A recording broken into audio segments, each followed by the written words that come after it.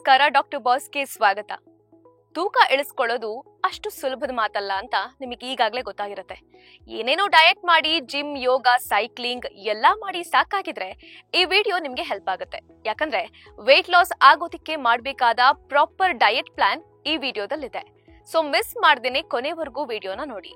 ನೀವು ದಿನವಿಡೀ ಆಕ್ಟಿವ್ ಆಗಿರಬೇಕು, ಜೊತೆಗೆ ತೂಕ ಕೂಡ ಕಡಿಮೆ ಆಗ್ಬೇಕು ಅಂದ್ರೆ ನಿಮ್ಮ ಮಾರ್ನಿಂಗ್ ರೂಟೀನ್ ಬಹಳ ಇಂಪಾರ್ಟೆಂಟ್ ಆಗುತ್ತೆ. ಅದರಲ್ಲೂ ನೀವು ಮನೆಯಿಂದ ಹೊರಗಡೆ ಹೋಗೋ ಮುಂಚೆ ಏನೇನ್ ಮಾಡ್ತೀರಾ ಅನ್ನೋದು ತುಂಬಾ ಮ್ಯಾಟರ್ ಆಗುತ್ತೆ. ಫಸ್ಟ್ ಥಿಂಗ್ ಏನಂದ್ರೆ ಪ್ರತಿದಿನ ವ್ಯಾಯಾಮ ಮಾಡ್ಲೇಬೇಕು. There is no shortcut. ಯಾಕಂದ್ರೆ ಕೇವಲ ಫುಡ್ ಕಂಟ್ರೋಲ್ ಮಾಡೋದ್ರಿಂದ ತೂಕ ಕಡಿಮೆ ಆಗೋದಿಲ್ಲ. ಆದ್ರೂ ಕೂಡ ನಷ್ಟವಾದಂತಹ ತೂಕ ಮತ್ತೆ ವಾಪಸ್ ಬರುತ್ತೆ. ಸೊ ಏನಾದ್ರೂ ಒಂದು ವ್ಯಾಯಾಮ ಮಾಡೋ ಅಭ್ಯಾಸವನ್ನ ಇಟ್ಕೊಳ್ಳಿ. ಅದು ವಾಕಿಂಗ್ ಆಗಿರ್ಬೋದು, ಜಾಗಿಂಗ್ ಆಗಿರ್ಬೋದು, ಸೈಕ್ಲಿಂಗ್, ಯೋಗ, ಸ್ಟ್ರೆಂತ್ ಟ್ರೈನಿಂಗ್, ಟ್ರೆಡ್ಮಿಲ್ ರನ್, ಏನಾದ್ರೂ ಆಗಿರ್ಲಿ. ಇದಾದ ನಂತರ ಒಂದು ಮ್ಯಾಜಿಕಲ್ ಡ್ರಿಂಕ್ ಅನ್ನ ರೆಡಿ ಮಾಡ್ಕೊಳ್ಳಿ. ಇದು ತುಂಬಾ ಇಂಪಾರ್ಟೆಂಟ್. ನಾನು ನಿಮ್ಗೆ 2-3 ಆಪ್ಷನ್ಸ್ ಕೊಡ್ತೀನಿ, ಆಮೇಲೆ ನಿಮಗ್ ಬಿಟ್ಟಿದ್ದು. First option apple cider vinegar. 1 ಚಮಚ ಆಪಲ್ ಸೈಡರ್ ವಿನೆಗರ್ ಅನ್ನ 1 ಗ್ಲಾಸ್ ನೀರಿಗೆ ಮಿಕ್ಸ್ ಮಾಡಿ ಕುಡೀರಿ. ಇದು ದೇಹದ ಕೊಬ್ಬನ್ನ ಕರಗಿಸೋದಕ್ಕೆ ತುಂಬಾ ಹೆಲ್ಪ್ ಮಾಡುತ್ತೆ. ಅಲ್ಲದೆ ನೀವು ಡಯಾಬಿಟಿಕ್ ಆಗಿದ್ರೆ ಶುಗರ್ ಕಂಟ್ರೋಲ್ಗೂ ಒಳ್ಳೇದು. ಸೆಕೆಂಡ್ ಆಪ್ಷನ್ ಬೂದು ಕುಂಬಳಕಾಯಿ ಜ್ಯೂಸ್. 100 ಗ್ರಾಂನಷ್ಟು ಬೂದು ಕುಂಬಳಕಾಯಿಯನ್ನ ತಗೊಳ್ಳಿ, ಅದರ ಸಿಪ್ಪೆ ಹಾಗೂ ಬೀಜವನ್ನ ತೆಗೆದು ಗ್ರೈಂಡ್ ಮಾಡಿ, ಅನಂತರ ಶೋಧಿಸಿ ಕುಡೀರಿ. ಒಬೆಸಿಟಿ ಸೇರಿದಂತೆ 100 ಕಾಯಿಲೆಗಳನ್ನ ವಾಸಿ ಮಾಡುವ ಪವರ್ ಬೂದು ಕುಂಬಳಕಾಯಿಗಿದೆ. ಆಯುರ್ವೇದದಲ್ಲೂ ಕೂಡ ಇದಕ್ಕೆ ತುಂಬಾ ಇಂಪಾರ್ಟೆನ್ಸ್ ನೀಡಲಾಗಿದೆ. ಇನ್ನು ಕೊನೆಯದಾಗಿ ಒಂದು ಬಿಸಿ ಬಿಸಿಯಾದ ಅಷ್ಟೇ ರುಚಿಕರವಾದ ಡ್ರಿಂಕ್. ಟೀ, ಕಾಫಿ ಕುಡಿಯೋ ಅಭ್ಯಾಸ ಇರೋರು ಅದರ ಬದಲು ಈ ಡ್ರಿಂಕ್ ಅನ್ನ ಕುಡೀರಿ. ಇದನ್ನ ನೀವು ಹರ್ಬಲ್ ಟೀ ಅಂತಾನೂ ಕರೀಬಹುದು.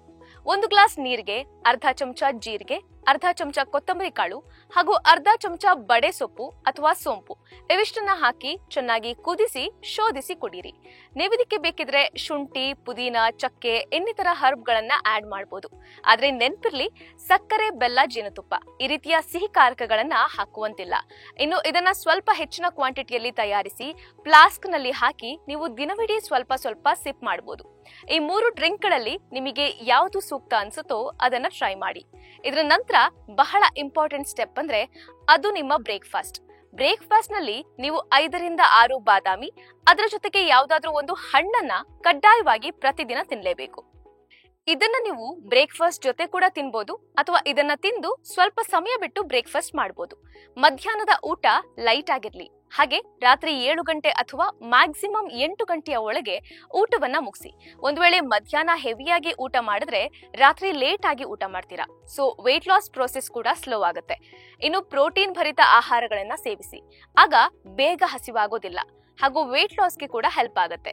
ಸಪೋಸ್ ಊಟದ ಮಧ್ಯೆ ಹಸಿವಾದ್ರೆ ಬ್ಲಾಕ್ ಕಾಫಿ ಅಥವಾ ಬ್ಲಾಕ್ ಟೀ, ಗ್ರೀನ್ ಟೀ ಸೇವನೆ ಮಾಡಿ. ಇದರಿಂದ ಹಸಿವು ಹಾಗೂ ಕ್ರೇವಿಂಗ್ಸ್ ಕೂಡ ಕಂಟ್ರೋಲ್ ಆಗುತ್ತೆ. ಹಾಗೆ ಸಕ್ಕರೆ, ಬೆಲ್ಲ, ಜೇನುತುಪ್ಪ, ಎಣ್ಣೆ ಇವುಗಳ ಸೇವನೆ ಎಷ್ಟಾಗುತ್ತೋ ಅಷ್ಟು ಕಡಿಮೆ ಮಾಡಿದ್ರೆ ಅತಿ ವೇಗವಾಗಿ ನಿಮ್ಮ ದೇಹದ ತೂಕ ಕೂಡ ಕಡಿಮೆ ಆಗುತ್ತೆ. ಲೇಟೆಸ್ಟ್ ಹಾಗೂ ಇಂಟ್ರೆಸ್ಟಿಂಗ್ ಸುದ್ದಿಗಳಿಗಾಗಿ ಬಾಸ್ ಟಿವಿ ಕನ್ನಡ ಚಾನೆಲ್ನ ಸಬ್ಸ್ಕ್ರೈಬ್ ಮಾಡಿ. ಹಾಗೆಯೇ ಬೆಲ್ ಐಕಾನ್ ಪ್ರೆಸ್ ಮಾಡಿ. ಇದರ ಜೊತೆಗೆ ಫೇಸ್ಬುಕ್, ಇನ್ಸ್ಟಾಗ್ರಾಮ್, ಎಕ್ಸ್ ನಲ್ಲೂ ಮಿಸ್ ಮಾಡದೆ ಫಾಲೋ ಮಾಡಿ.